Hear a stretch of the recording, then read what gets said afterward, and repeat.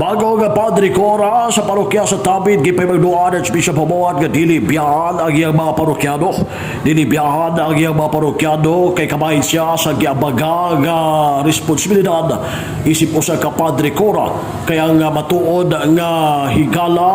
mauman ang makigunong andam nga muuban o dili mo biya sa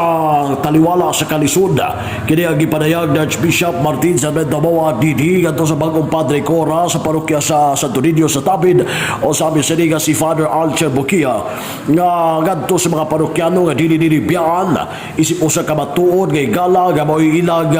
Cora Paroko nga maging-unong bisan sa mga lisod nga mga sitwasyon nga andam at iman muhatag sa mga sakramento o nga mosaulog sa Santos nga Eucharistia. Ginasig sa Arsobispo ang mga Padre Cora nga ubanan gayon ang mga matuon ilabi na sa parokya sa Tabid o bisitahan ang mga nagkadayang kapilya aron nga masaulog ang Santos nga Eucharistia o mahatag ang mga nagkadayang sakramento. Aniya ang pahayag sa Arsobispo sa lokal si Baja Archdiocese of Ozamis Archbishop Martin Sarmiento Habawa Didi. Ang iyong amiga, mao ang mga parokyano sa Senyor Santo Niño. Kinahanglan na dili mo sila dyan, imo sila pangumahon, imo sila pagkaon, o imo sila hatagan sa mga sakramento.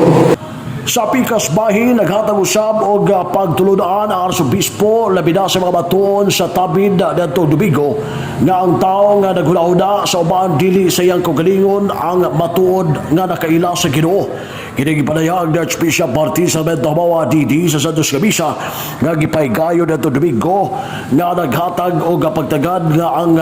taong nakaila sa Ginoo nakasinati sa gitawag nga religious experience nga sama ni San Pedro sa Ebanghelyo dito Domingo nga siya nakaila gayon sa Ginoo o iya nasinati kini panahon sa pakig-uban ngadto sa Ginoo o nahinaot usab ang magbalantay sa lokal nga simbahan nga sama usab kita nga mga matuon kang San Pedro nga nakaila kang Jesus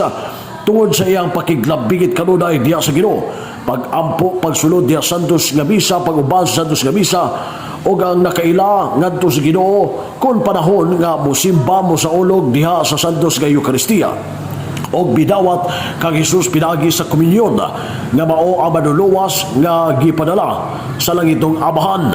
Busa ng hinaot ang Arsobispo nga adto sa mga batuon nga